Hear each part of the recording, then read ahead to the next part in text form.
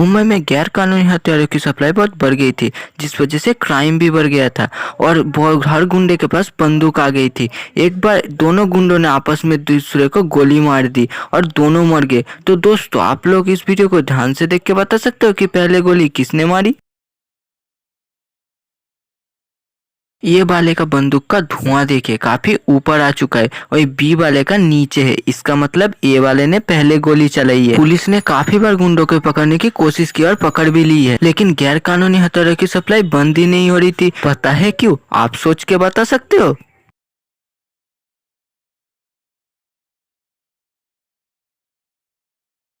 Police उन गुंडों को पकड़ रही थी जिसके पास हथियार थे, लेकिन उसको उसको पकड़ना चाहिए जिन्हें हथियार सप्लाई कर रहे थे। अगर वही रुक जाएगा तो उन लोगों के पास हथियार कहाँ से आएंगे।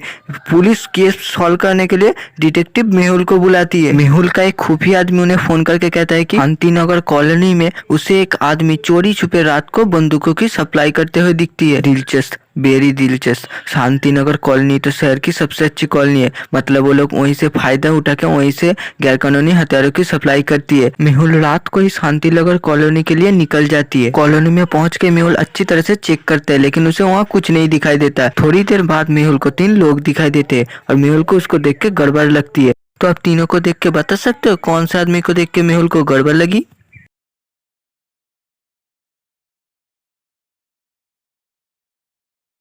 इन तीनों आदमी को ध्यान से देखे, पहला और दूसरा ठीक है, लेकिन तीसरे आदमी के शर्ट के नीचे कुछ छुपाया हुआ है।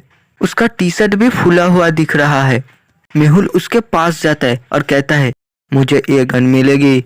मेहुल की आवाज सुनते ही वो आदमी उधर से भागने लगता है और मेहुल उसका पीछा करने लगता है और मेहुल एक जगह जाते कंफ्यूज हो जाता है कि वो आदमी किस तरफ गया है। तो दोस्तों, आप लोग देख के बता सकते हो कि वो आदमी किस तरफ गया है।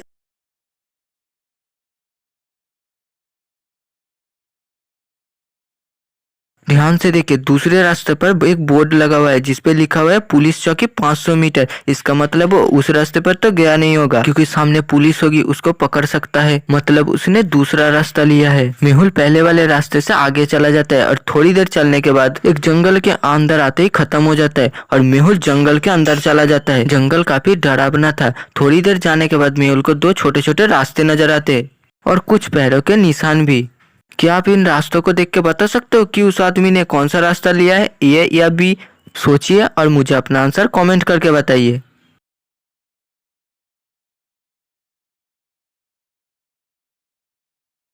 पहले वाले रास्ते में पैरों के निशान है, लेकिन उस आदमी ने शूज पहने हुए थे, मतलब उसने दूसरा रास्ता लिया है। मेहुल भी वही रास्ता लेता है और आगे चला जाता है और आगे मेहुल को एक नदी नजर आती है। नदी के उस पर एक नाव खड़ी हुई है, मतलब उस आदमी ने ये नदी पार की है। मुझे भी ये नदी पार करनी होगी।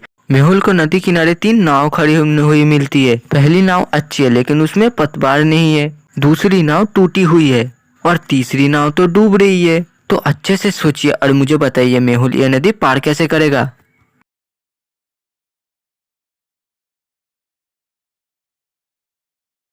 पहली नाव एकदम अच्छी है, लेकिन उसमें पतवार नहीं है। लेकिन दूसरी नाव तो टूटी हुई है, लेकिन उसमें पतवार है और मेहुल उसका पतवार उठाता है और वो नाव लेके चला जाता है नदी के उस पार। नदी पार करने के बाद मेहुल की नजर एक तालाब पर पड़ती है। वो आदमी तालाब में पानी पी रहा था। मेहुल तुरंत उस आदमी का पीछा करता है और उसके पास पहुंच जाता है, लेकिन वो आदमी जैसे ही मेहुल को अपने पास देखता है, वो बंदूक निकालता है और मेहुल पर फायर कर देता है। गोली मेहुल के हाथ पर लग के निकल जाती है और खून निकलने लगता है। पास में पड़े हुए पत्थर को उठाता है और उस आदमी के हाथ में फेंकता है, जिससे उसका बंदूक नीचे गिर जाता है। इसके बाद मेहुल उस आदमी को एक जोरदार पंच मारता है और वो आदमी नीचे गिर जाता है और मेहुल उस आदमी को पकड़ लेता है। तुम्हारे पास ये बंदूक कहाँ से आई और तुम इतने रात को शांतिनगर कॉलोनी में क्या कर रहे थे? हाँ, तब वो आदमी मेहुल को बताता है कि सर, मैं शांतिनगर कॉलोनी में ये बंदूक लेने गया था, लेकिन जब मैं बंदूक लेके लौट रहा था आपने मुझे देख लिया। तुम उस जगह का एड्रेस दो जहाँ से तुमने बंदूक खरीदी थी। दोस्तों, इस वीडियो पर 200 लाइक कर दो। मैं इसके बाद किया हुआ वो पार्ट लेके हाजिर हो जाऊंगा। अगर आपको ये वीडियो अच्छी लगी तो चैनल को सब्सक्राइब और वीडियो को लाइक कर दीजिए।